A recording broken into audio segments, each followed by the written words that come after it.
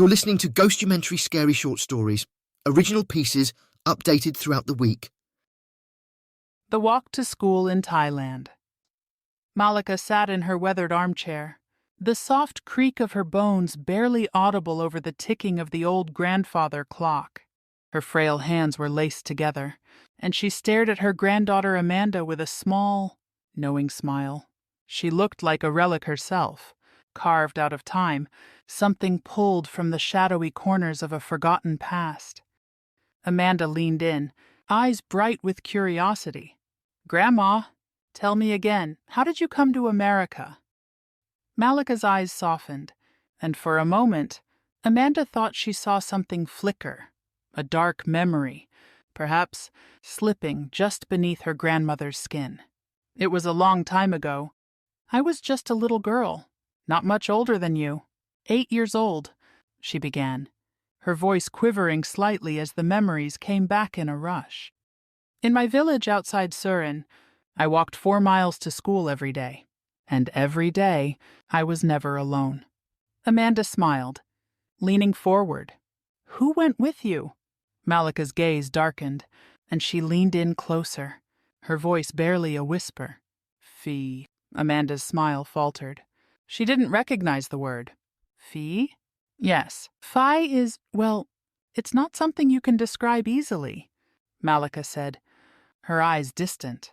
"It's a spirit, a guide, some might say. And in my village, he was known for protecting children. Every morning, I would start walking, and before I got too far, there he'd be, always a few steps ahead of me. He never spoke, and I never spoke to him. My mother told me I must never, ever do that. Fee's only job was to keep me safe." Malika fell silent, staring at something only she could see, and Amanda shifted uneasily. Even in the brightly lit room, a chill slid down her spine. "One day," Malika continued, her voice low and trembling, "a strange man started to follow me on the path home. I could feel his eyes on me, burning into the back of my head. I searched for Phi, but he was nowhere to be found. I was alone, and I was afraid." She shuddered as if she could feel it all over again, the memory creeping like cold fingers up her spine. "What happened?" Amanda asked, her voice barely a whisper. Malika's eyes narrowed. "The man came closer. I could hear his footsteps, slow and steady, crunching the earth. My heart was pounding so loud I thought it would burst. I wanted to scream, to cry out, but I was frozen with fear. And then, suddenly, I heard another sound, an awful, guttural growl, echoing through the trees." She paused, her face pale, her mouth set in a hard line. "I turned around, and there he was. Phi had come back. But he was different." Amanda's eyes widened. "Different how?" Malika's eyes were hollow. His face, it was like a mask of rage. His eyes glowed with something inhuman, something ancient. And then the man, he screamed. She shivered. "I never saw him again.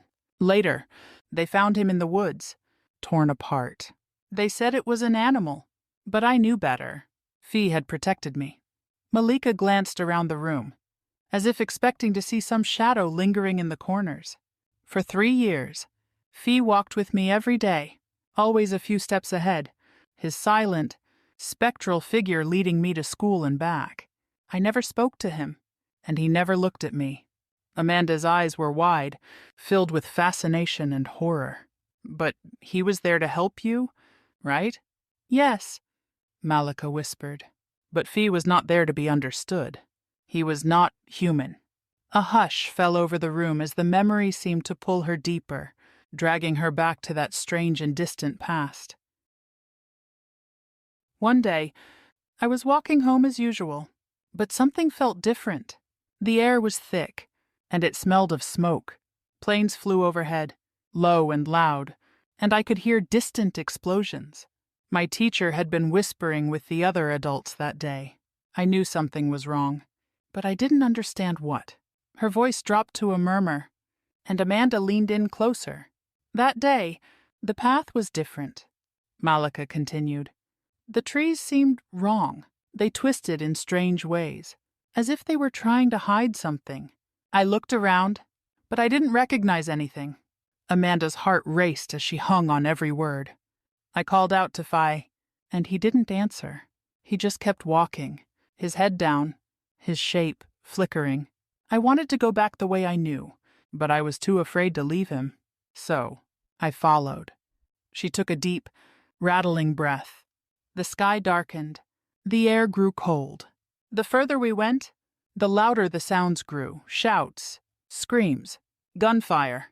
My heart was pounding, my legs heavy with exhaustion. But I kept walking. It was as if something was pulling me forward. Malika's eyes were distant, filled with the horrors of her past. Phi led me to a city. I had never seen one before, so big and terrifying, filled with strange people speaking strange languages. He stopped in front of a grand building, and I could feel him watching me, though he never turned. She paused, her voice barely a whisper. I looked up at him, and for the first time, he looked back. Amanda shuddered. What did he look like? Malika shook her head slowly. His face wasn't right. His eyes were hollow, like empty black pits, staring right through me. His mouth twisted into something that wasn't a smile. It was like he was trying to show me something I couldn't understand. And then he was gone. Amanda's breath hitched. I was alone. Malika continued. An American woman found me. She spoke my language, asked me where I was from. When I told her my village's name, she went pale. She told me that it was gone. The planes, the soldiers, they had destroyed it. My family was gone. Everyone was gone. A year later, I was living in America with a new family. Then, before I knew it, I had a family of my own. Your mother. The silence grew thick, the air heavy with the weight of what had been left unsaid for so long. Amanda whispered, But what about Phi?